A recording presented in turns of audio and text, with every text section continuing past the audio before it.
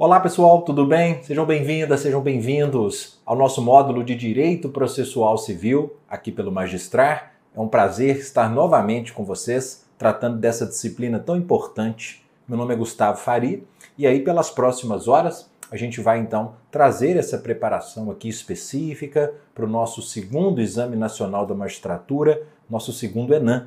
E, a pedido da coordenação acadêmica, esse nosso módulo se divide em duas partes.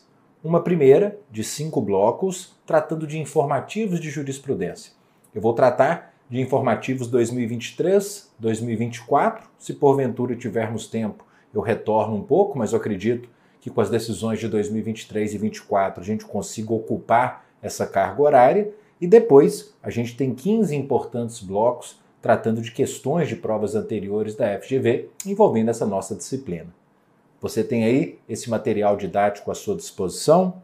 Deixo esses slides que nos ajudam bastante aqui a deixar mais dinâmico esse nosso encontro. Tem aqui minha rede social, vai ser um prazer recebê-lo por lá, Gustavo Faria, onde estou sempre trocando ideias sobre o direito processual. E para que a gente já comece a tratar aqui dos informativos 2023 e 2024, só uma advertência antes. Eu vou tratá-los não de uma forma aleatória. Eu separei os nossos julgados por temas. Então a gente vai tratar dos julgados de normas fundamentais, depois a gente fala dos julgados da parte geral e assim sucessivamente. Serão aqui em torno de 12 a 15 ramificações e eu acho que deixa mais organizado o estudo. Então, como não poderia deixar de ser, iniciando aqui o nosso trajeto, a gente começa por alguns julgados que trataram nesses últimos informativos sobre as normas fundamentais do Código de Processo, notadamente as normas fundamentais dos artigos 1º a 12. E um primeiro julgado que eu trago aqui para que a gente analise vai dizer respeito à tão importante norma fundamental lá do artigo 10 do Código de Processo, que trata da chamada proibição de decisão surpresa ou decisão de terceira via, que, como muitos vão se lembrar, segundo o artigo 10, prescreve que o juiz não pode decidir, em grau algum de jurisdição, com base em fundamento a respeito do qual não se tenha dado às partes oportunidade de manifestação prévia. E talvez até o mais importante, que é o que a FGV gosta até de trocar muito, ainda que, e não salvo se, ainda que se trate de uma matéria de ordem pública, ainda que se trate de uma matéria sobre a qual o juiz deva conhecer de ofício. E qual é o julgado correlato a essa temática? Veio aqui no informativo 772, em que o STJ confirma essa ideia, em que o STJ valoriza essa norma fundamental ao dizer que, em respeito ao princípio da não surpresa, é uma forma de se referir ao artigo 10, é vedado ao julgador decidir com base em fundamentos jurídicos que não tenham sido submetidos ao contraditório no decorrer do processo. Eu até cito como exemplo de uma decisão que seria surpresa e, portanto, violaria o artigo 10 do CPC, segundo o próprio STJ, a decisão que, de ofício e sem prévio contraditório, pronuncia a prescrição da pretensão deduzida pelo autor.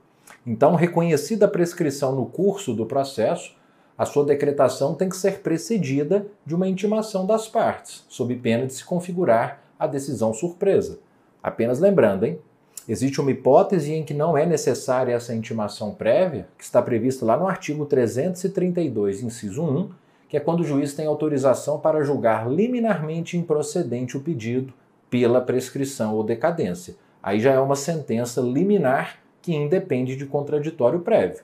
Agora, se a prescrição é reconhecida no curso do processo, não mais nessa hipótese de improcedência liminar, aí já se faz necessária a prévia intimação. Um segundo julgado de informativo que quero trazer aqui para vocês diz respeito à questão da boa-fé objetiva e à nulidade de algibeira. Você deve estar se lembrando que há certas situações no processo em que a parte, mesmo ciente da existência de uma nulidade, ela não alega esse vício na primeira oportunidade e ela sim age de forma estratégica, guardando essa carta na manga para alegá-la num momento futuro, notadamente caso venha a ter uma decisão desfavorável. Essa é a chamada nulidade de algibeira. E reconhecido esse comportamento que viola a boa-fé processual, o que os tribunais têm entendido é que se deve reconhecer a perda da oportunidade de se alegar aquele vício quando ele for suscitado. E nesse julgado aqui do informativo 768, o STJ traz um bom exemplo de nulidade de algibeira, quando disse que não é possível restabelecer prazo para a apelação sob a alegação de nulidade da intimação após o decurso de mais de 2 anos do trânsito em julgado da sentença. Aqui fica absolutamente clara a má-fé da parte apelante. Por quê? Porque ela guardou essa suposta nulidade de intimação, né, na algibeira para suscitá-la apenas muito tempo depois, apenas 2 anos depois do trânsito em julgado, num momento que ali lhe pareceu mais conveniente. Então, certamente, configura aqui a ideia da nulidade de algibeira e a violação à boa-fé objetiva. Ainda no contexto da boa-fé objetiva, temos uma decisão interessante que vai envolver a questão atinente ao valor da causa, em que a parte, antes mesmo de te mostrar o julgado, ela deu à causa um valor bem baixo, certamente para recolher menos custas, e aí quando veio uma decisão favorável com uma alta condenação, a parte pediu então a alteração do valor da causa, por ela mesma indicado. Claro, ela tentou fazer isso para majorar a base de cálculo dos honorários advocatícios, e o STJ reconheceu que, se a parte autora indica na petição inicial um valor da causa incompatível com o proveito econômico pretendido, ela não pode, após o acolhimento do pedido em sentença, postular a alteração da quantia por ela mesmo alegada, com o fim, obviamente, de majorar a base de cálculo dos honorários de sucumbência. Então, notadamente, assim como na decisão anterior, aqui nesse julgado do informativo 785, há uma evidente violação à boa-fé objetiva, porque a parte, ela quer alegar a própria torpeza, porque indica um valor da causa em montante muito inferior ao devido e posteriormente tenta majorá-lo quando já sabe do seu sucesso e que essa base de cálculo maior vai render ao advogado honorários mais vultosos. Tá bom? Nossa próxima decisão, ainda dentro do tema aqui das normas fundamentais, diz respeito à legitimidade. Aqui a gente está ainda dentro de uma teoria geral do processo e mais especificamente uma questão de legitimidade. Claro que você vai se lembrar que o artigo 18 do CPC, ele fala que ninguém poderá pleitear direito alheio em nome próprio, a menos que haja uma autorização pelo ordenamento jurídico. Então perceba, aqui o Código no artigo 18 está tratando da chamada legitimidade extraordinária, também chamada de substituição processual, em que a parte ela não pode demandar pleiteando em seu próprio nome um direito alheio, a menos que a lei assim autorize, como é o caso do Ministério Público, como é o caso do sindicato. E sobre a questão da legitimidade extraordinária, aqui no informativo edição extraordinária número 12, a 4ª turma do STJ destacou que o sócio de pessoa jurídica não tem legitimidade ativa para pleitear uma indenização em nome próprio por danos ao patrimônio de uma empresa, já que a eventual procedência do pedido beneficiaria diretamente a sociedade e contribuiria para a restauração do capital social prejudicado. Aqui a gente tem um claro exemplo de uma hipótese em que a parte não tem essa autorização a ser reconhecida pelo ordenamento jurídico para postular direito alheio, que é o direito da empresa, em seu próprio nome. Então, por não haver legitimação extraordinária reconhecida em lei, naturalmente, a ilegitimidade da parte há de ser reconhecida. Então são essas aqui algumas decisões introdutórias envolvendo teoria geral do processo e normas fundamentais pelas quais eu queria passar. A gente entra agora em alguns importantes julgados envolvendo o tema da competência. Vamos falar sobre alguns julgados, começando por um que, na minha visão, é dos mais importantes desses últimos anos, eu diria, sobre competência, que diz respeito à determinação da competência no processo civil e à regra da perpetuatio jurisdictionis. Veja bem, O artigo 43 do Código de Processo, que muitos devem conhecer, ele diz que é determinada a competência para o julgamento de uma causa no momento do registro ou da distribuição da petição inicial. E a partir deste momento, a competência ela permanecerá a mesma até o proferimento da decisão final. É a ideia da perpetuatio jurisdicionis. E são, segundo o CPC, irrelevantes posteriores modificações, tanto no estado de fato quanto no estado de direito. Então, pouco importa se, por exemplo, o réu que tinha domicílio na comarca A, no curso do processo, ele se mudou para a comarca B, porque a regra da perpetuatio jurisdicionis impede o chamado processo itinerante, também chamado de processo oscilante, já que a competência para decidir a causa ela não pode ser vulnerável a essas alterações posteriores de fato ou de direito, como nesse nosso exemplo, a mudança de domicílio da parte. O que essa norma assegura, em última análise, é o respeito ao próprio princípio do juízo natural. Mas, para encerrar essa introdução, vale sempre lembrar que o próprio Código ele traz duas exceções, cuidado porque o informativo vai trazer uma terceira. Mas o Código traz duas exceções à regra da perpetuatio. Quais sejam? Quando for suprimido um determinado órgão, aí não tem como perpetuar a competência naquele órgão que foi suprimido, ou quando houver uma alteração em norma de competência absoluta, ocasião, então, em que seria plenamente possível que uma ação saísse do juízo A e fosse para o juízo B. E o julgado, que me chama muita atenção aqui sobre esse tema, veio nesse informativo de 2024, edição extraordinária número 15, em que o STJ reconheceu que essa regra pela qual passamos, ela pode ser superada mesmo fora das hipóteses previstas em lei. Sempre em caráter excepcional, quando se constatar que o juízo perante o qual tramita a ação não é o mais adequado ou conveniente para processá-lo e julgá-lo. Aqui foi a primeira vez que o STJ adotou a teoria do chamado forum non conveniens, ou seja, é possível que se reconheça que determinado juízo, em que pese abstratamente competente para julgar certa demanda, ele não é, por alguma questão específica do caso, por alguma particularidade do caso, o mais adequado ou o mais conveniente para decidir aquela causa. A hipótese aqui versava sobre uma ação de guarda em que uma ação tramitava em determinado juízo, que era o competente para a causa, mas que se reconheceu que, em vista de uma influência que estava sendo exercida pelo pai da criança nas autoridades judiciárias daquela unidade, entendeu-se que o juízo mais conveniente para julgar aquela demanda seria um outro. Então perceba, segundo esse entendimento do STJ, a ideia da perpetuatio jurisdicionis, ela pode ceder espaço, então, em 3 situações, e não mais apenas em 2, né? Quando houver um órgão que foi suprimido, alteração de regra de competência absoluta, ou ainda, em caráter excepcional, quando se concluir, por situações específicas do caso, que aquele juízo ele não é o mais adequado ou conveniente para processar e julgar certa demanda.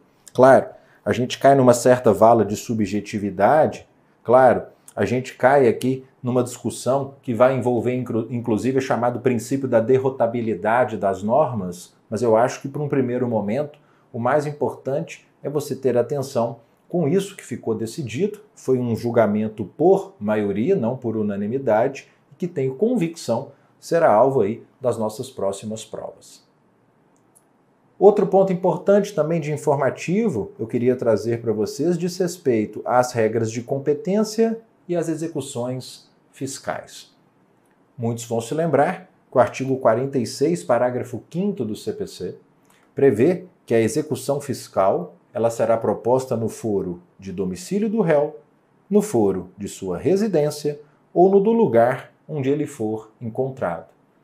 Obviamente, essa norma dificulta a atuação, sobretudo dos estados, que podem ter que demandar perante o judiciário de um outro estado.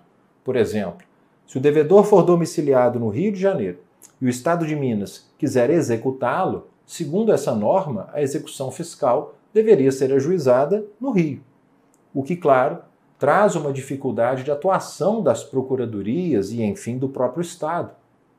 Sem contar, além dessa questão logística, um problema que pode ser desencadeado a título de guerra fiscal, já que em casos como nesse nosso exemplo, nós teríamos um Estado A julgando uma execução fiscal de interesse de um Estado B, o que, pelo menos em tese, poderia propiciar uma decisão tendente a favorecer aquele Estado que está julgando a causa. E por isso, aqui no informativo 1092, o Supremo entendeu pela necessidade de atribuir interpretação conforme a Constituição a esse dispositivo, para restringir a sua aplicação aos limites do território de cada ente subnacional, ou ao local de ocorrência do fato gerador. Então, dentro do estado, por exemplo, de Minas Gerais, onde quer que o executado more, a execução terá que ser lá. Agora, se ele está fora do estado, já não haverá mais essa necessidade de propor a execução fiscal no foro do seu domicílio.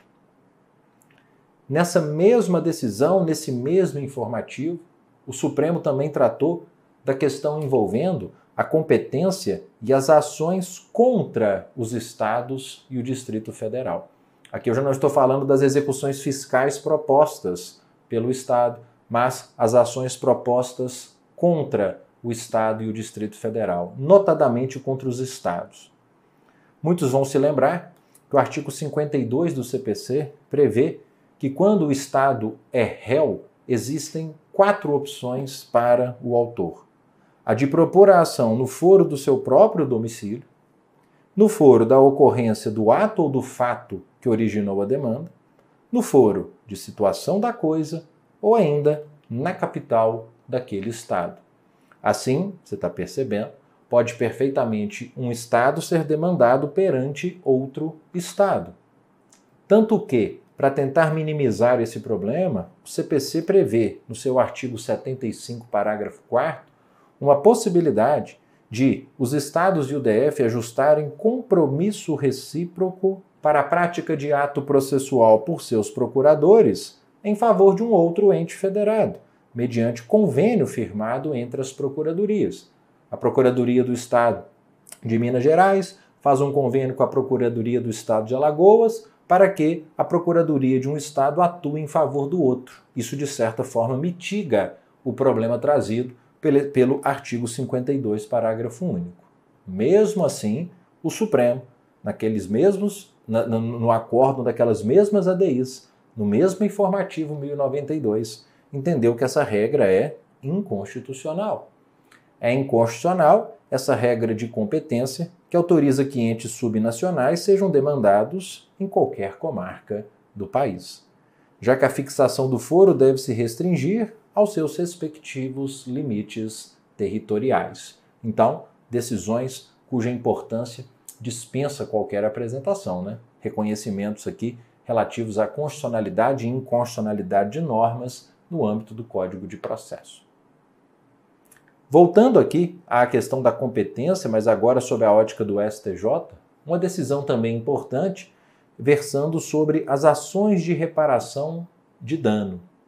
Perceba, em linhas gerais, quando eu penso em ação de reparação de dano, me vem em mente imediatamente o artigo 53, inciso 4, que diz que é competente o foro do lugar do ato ou do fato para essa espécie de ação de reparação de dano. E a questão que chegou ao STJ foi a seguinte: e quando se tratar de uma ação de reparação por danos morais, mas danos morais decorrentes de ofensas proferidas em rede social, porque aí é um tanto quanto mais difícil identificar propriamente o local do ato ou fato, né? E nesses casos, o STJ, aqui nesse julgado do informativo 774, entendeu que a competência para julgamento de ação de indenização por danos morais decorrente de ofensas proferidas em rede social, atenção, é do foro do domicílio da vítima, em razão da ampla divulgação do ato ilícito. Entendeu o STJ que o foro competente é o do domicílio da vítima, porque é na comunidade onde a vítima vive que esse evento negativo tem maior repercussão, né? não só para ele, mas também, não só para a vítima, mas também para suas famílias. Então, reconheceu-se essa faculdade, essa prerrogativa à vítima de ofensas proferidas em rede social. Tem mais decisão importante sobre competência, envolvendo aqui competência e a intervenção de entes públicos federais. Veja comigo. Pessoal, se numa ação que tramita na Justiça Estadual eu tenho a participação de um ente federal, eu tenho a intervenção de um ente federal, pode o juiz decidir se há ou não interesse jurídico daquele ente público federal para que ele seja mantido ou excluído do processo? Não. Você deve saber que cabe ao juízo estadual remeter os autos à Justiça Federal, que é quem tem competência para resolver essa questão. A propósito, a súmula 150 do STJ deixa isso muito claro, ao lembrar que compete à Justiça Federal decidir sobre a existência de interesse jurídico que justifique a presença no processo da União, de suas autarquias ou de empresas públicas. Enfim, cabe ao juízo federal fazer essa análise, que poderá manter ou excluir esse ente. E atenção, se ele excluir esse ente, ele devolve os autos à Justiça Estadual, que, a propósito, deverá acatar essa decisão, que é o que a gente extrai, inclusive, aqui da súmula 254 do STJ, que diz que a decisão do juízo federal que exclui da relação processual o ente federal não pode ser reexaminada no juízo estadual. E o que aconteceu aqui num determinado informativo? Aconteceu que o STJ ratificou que a competência nesse caso é da Justiça Federal e que a Justiça Estadual deve acatar essa decisão sem possibilidade de se suscitar conflito negativo de competência.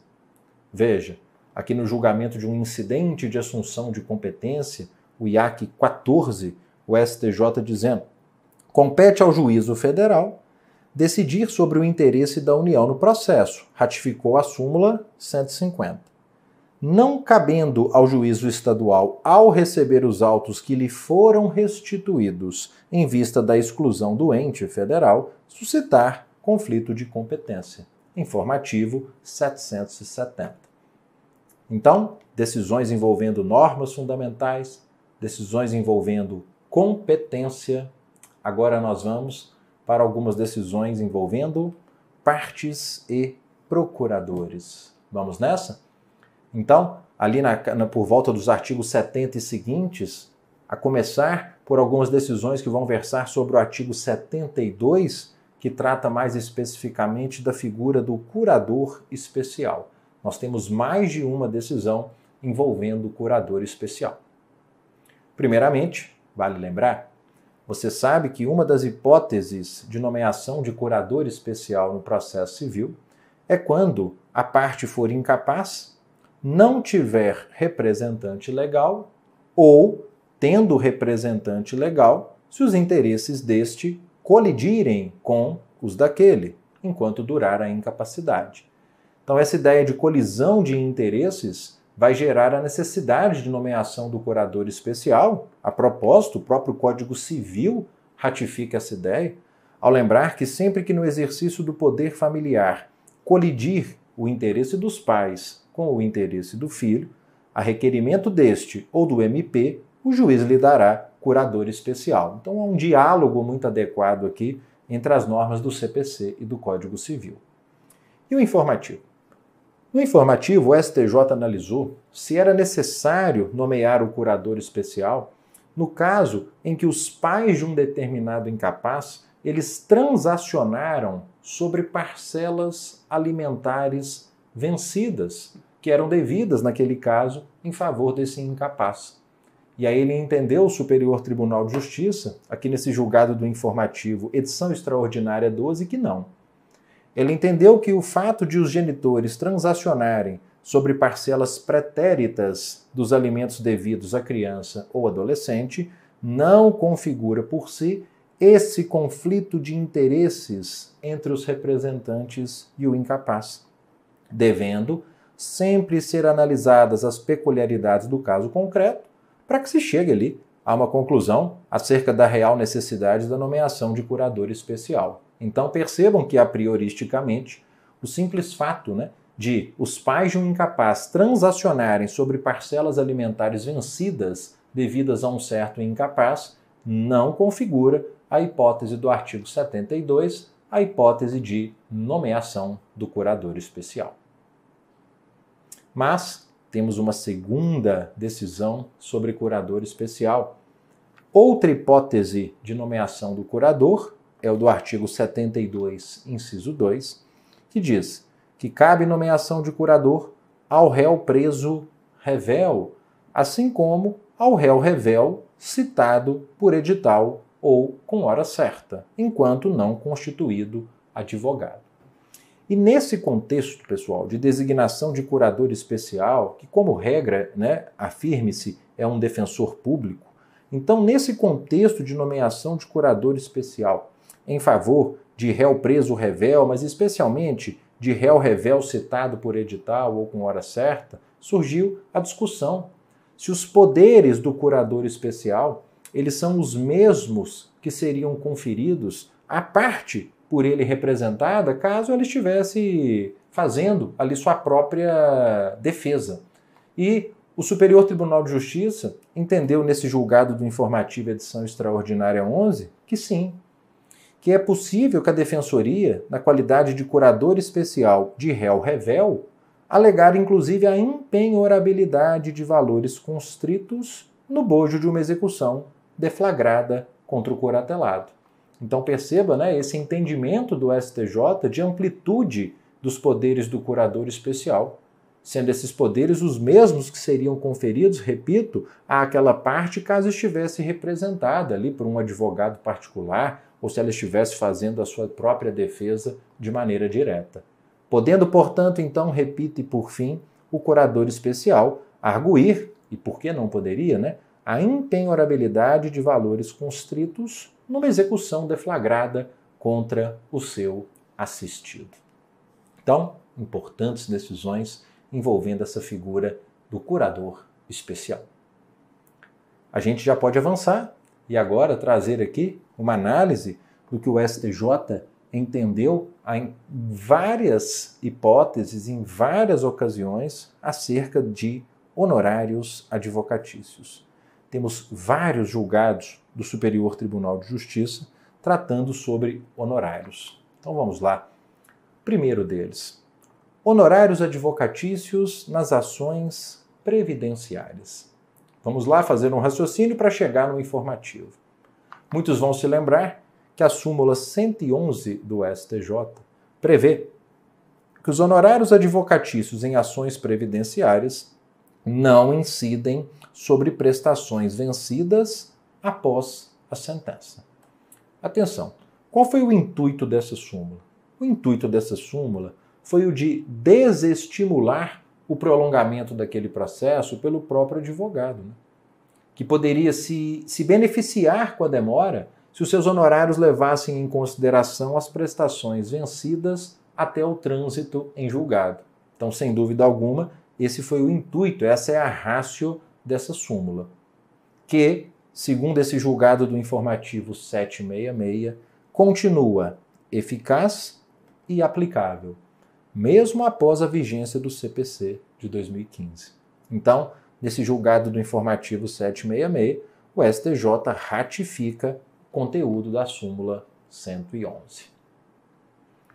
O próximo julgado de informativo importante versando sobre honorários diz respeito à fixação de honorários advocatícios por critério equitativo ou por equidade, que é quando o juiz fixa os honorários segundo o seu próprio senso de justiça naquele caso, de acordo com um valor que ali no seu íntimo, na sua subjetividade, ele entende que remunera dignamente o advogado.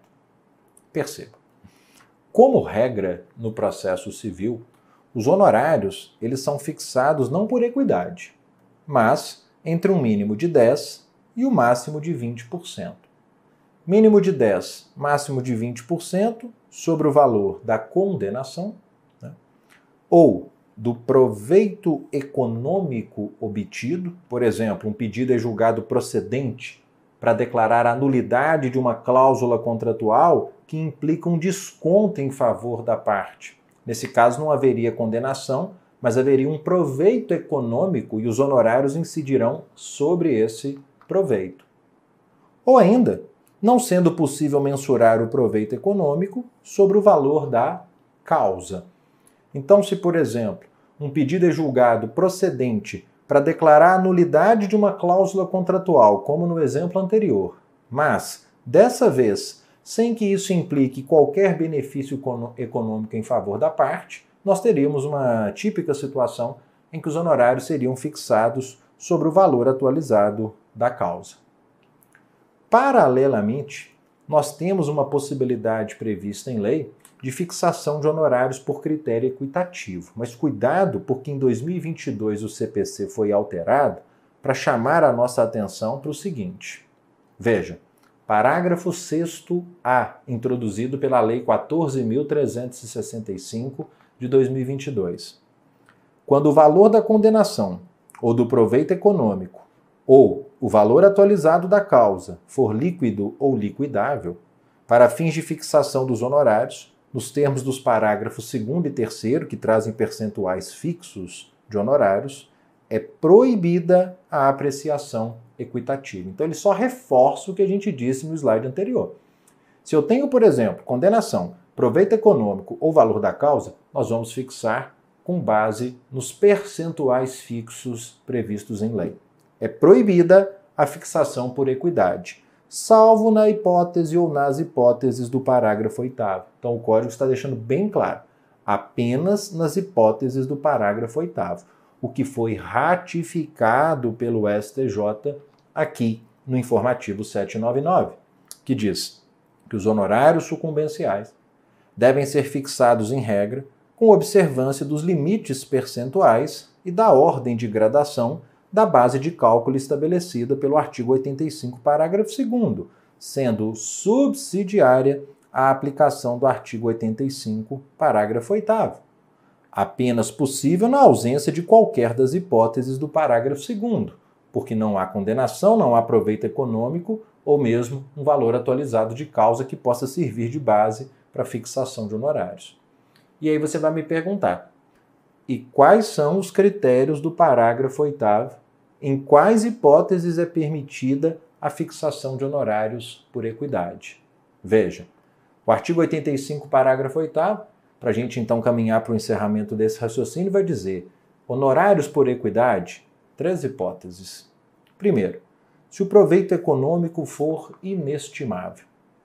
Um exemplo de causas de proveito econômico inestimável, ações de família, ações que versem sobre questões ambientais, fornecimento de medicamentos de forma gratuita, já puxa um outro julgado aqui do informativo 779, onde o STJ reconhece que os honorários serão fixados por equidade, porque o proveito econômico nesse caso é, em regra, inestimável. Então essa é uma primeira hipótese de honorários por equidade.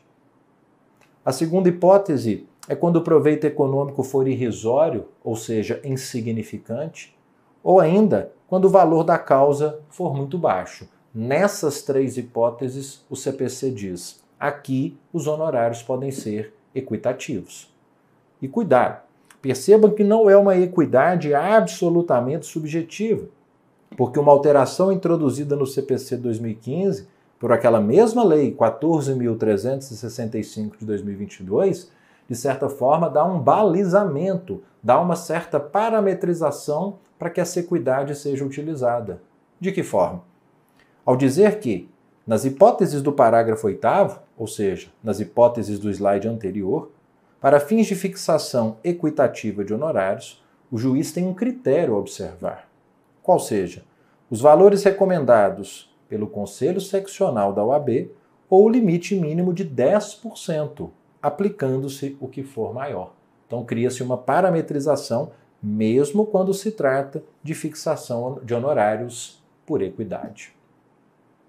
E a propósito desse tema, perceba, a gente já puxa um outro julgado, mas ainda dentro desse mesmo contexto, que vai dizer respeito aos honorários advocatícios em demandas com valor de causa elevado.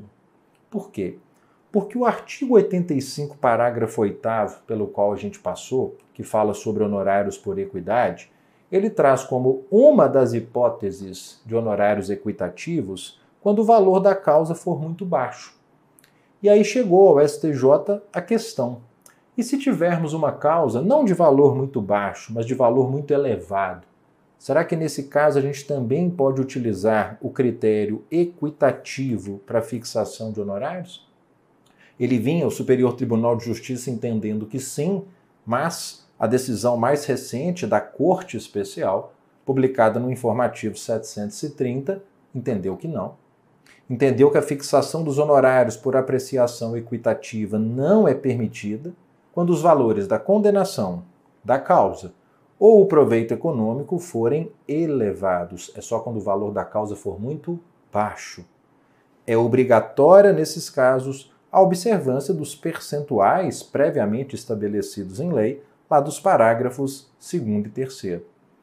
É bom lembrar que esse tema aguarda julgamento pelo Supremo Tribunal Federal. Até então não temos esse julgamento, mas pode ser que o Supremo venha estabelecer uma alteração nesse entendimento. Mas por hora eu sugiro que fiquemos aqui com esse entendimento da Corte Especial.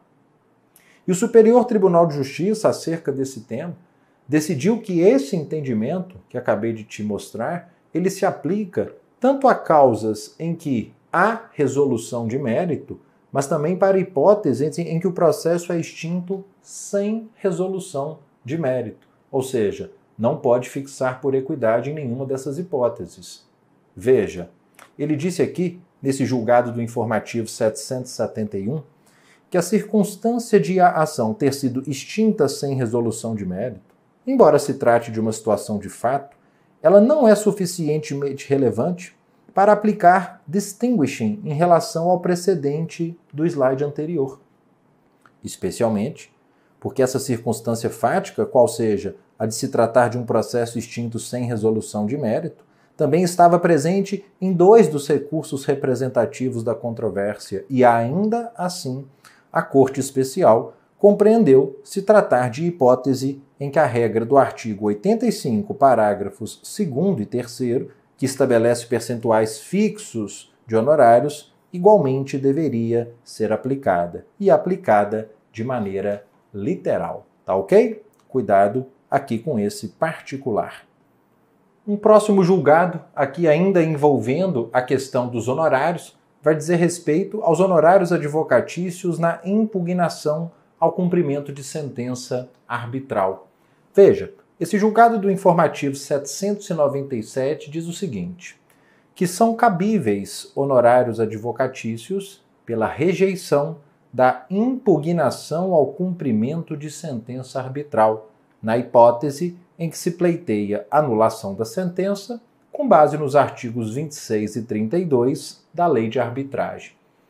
O que o STJ entendeu aqui nesse julgado é que, como a parte ela pode impugnar a validade de uma sentença arbitral, tanto por ação autônoma, onde naturalmente já haveria uma condenação em honorários, quanto por impugnação ao cumprimento de sentença, o tratamento em relação aos honorários, entendeu o STJ, deve ser o mesmo, razão pela qual são cabíveis honorários quando se rejeita a impugnação ao cumprimento de sentença, dando-se, repito, o mesmo tratamento no que toca aos honorários para a impugnação ao cumprimento de sentença do que se tem naquela hipótese em que a validade da sentença é impugnada por meio de ação autônoma. Outro julgado, aqui também de Informativo 2023, diz respeito à questão envolvendo honorários contratuais. Um julgado do Informativo 797, em que o Superior Tribunal de Justiça entendeu que os custos decorrentes da contratação de um advogado para ajuizamento de uma ação, por si só, não são indenizáveis, sob pena de atribuir a ilicitude a qualquer pretensão questionada judicialmente. Então, a parte não pode entender, que há ali de ser indenizada pelo prejuízo supostamente sofrido em virtude da contratação de advogado e, consequentemente, pagamento de honorários contratuais em seu favor, sob pena de alguma forma, por alguma maneira, de alguma forma, se reconhecer essa ilicitude, né, a uma pretensão que a parte questionou e eu precisei contratar um advogado. Então não é causa indenizável essa necessidade da contratação de advogado e, consequentemente, o recolhimento de honorários contratuais. Agora a gente entra num segmento bem interessante sobre o qual o STJ nos últimos meses se pronunciou por várias vezes, que diz respeito a honorários recursais. Veja, nós temos aqui alguns julgados envolvendo esse tema, honorários advocatícios recursais. Você sabe que o parágrafo 11 do artigo 85, ele prevê que o tribunal, ao julgar recurso, majorará os honorários fixados anteriormente, levando em conta o trabalho adicional realizado em grau recursal. Observando, conforme o caso, os parágrafos 2º a 6º, sendo vedado ao tribunal, no cômputo geral dos honorários, ultrapassar os limites dos parágrafos 2º e 3º, o limite que chega ali a 20%. E um primeiro julgado envolvendo os honorários recursais veio aqui, no informativo 764. Veja, em que o STJ diz: não são cabíveis esses honorários, os honorários recursais, na hipótese de recurso que mantém um acórdão que reconheceu erro em procedendo e anulou a sentença. Preciso te explicar, né? Então deixei aqui até um slide em branco para eu traçar essa história com você, para você entendê-la bem. Imagine que numa determinada demanda foi proferida uma sentença e nessa sentença houve ali a fixação de honorários. Contra essa sentença foi interposta uma apelação e essa apelação gerou ali um acórdão, só que esse acórdão, ele foi um acórdão cassando aquela decisão. Um acórdão que cassou aquela sentença e, consequentemente, excluiu os honorários advocatícios que haviam sido fixados. E aí, contra esse acórdão, foi interposto um recurso. Recurso esse que teve o provimento negado sem fixar honorários, sem fixação de honorários. Por quê? Porque eles já tinham sido excluídos pelo acórdão que cassou a sentença. Então veja, os honorários recursais, segundo o STJ, eles não têm uma autonomia e nem uma existência independente de uma sucumbência anterior, de uma sucumbência fixada na origem. Os honorários recursais são apenas um acréscimo de um ônus que já foi estabelecido previamente. E por essa razão, na hipótese de ausência de fixação anterior de honorários, não há que se falar em honorários recursais. Então, com isso, leia de novo comigo esse acórdão. Não são cabíveis honorários recursais na hipótese de recurso que mantém um acórdão que reconheceu erro em procedendo e anulou a sentença. E, repito, anulou a sentença e, com isso, excluiu a verba honorária. Então, se foi excluída, não há que se falar em honorários recursais ao ser julgado esse último recurso. Outro julgado também de honorários recursais, nosso ponto 2 aqui sobre o tema, veio lá do informativo 767, em que o STJ diz que o seu entendimento é de que o arbitramento dos honorários recursais deve ocorrer quando esta Corte julga o recurso sujeito ao CPC de 2015 que inaugure o grau recursal, revelando-se indevida sua fixação em agravo interno e embargos de declaração, já que se trata da mesma instância recursal. Então, se eu tenho, por exemplo, um acórdão do Superior Tribunal de Justiça e contra esse acórdão eu oponho embargos de declaração, perceba que nesse caso eu não inauguro um novo grau recursal. Por quê? Porque eu estou na mesma instância. Então, segundo o entendimento firmado no STJ, esses recursos que não alteram o grau de instância, quais sejam embargos de declaração e agravo interno, que são recursos para a mesma instância, eles não atraem o artigo 85, parágrafo 11, não há aplicação de honorários recursais. Tá claro? Temos mais julgados sobre honorários recursais, artigo 85, parágrafo 11. Essa terceira decisão é a do informativo 767, em que o STJ diz que quando devida essa verba honorária recursal e o relator deixá-la ou deixar de aplicá-la em decisão monocrática, poderá o colegiado arbitrá-la, inclusive de ofício. Então imagine, interposta uma apelação contra uma sentença, o relator, com base no artigo 932, inciso 4, nega provimento monocraticamente a essa apelação. Esse relator deveria ter fixado honorários recursais, majorando os honorários anteriormente fixados. Se ele não o fizer, interposto um agravo interno a ser julgado pelo colegiado, o colegiado pode suprir essa omissão, arbitrando os honorários recursais, inclusive de ofício. Bem tranquilo o entendimento desses julgados, não é isso? Vamos ver se o mesmo acontece aqui no nosso quarto julgado de honorários recursais, em que o STJ ele decidiu, aqui eu vou te explicar antes de te mostrar, que não haverá honorários recursais se o recurso ele for provido, total ou parcialmente. Por quê?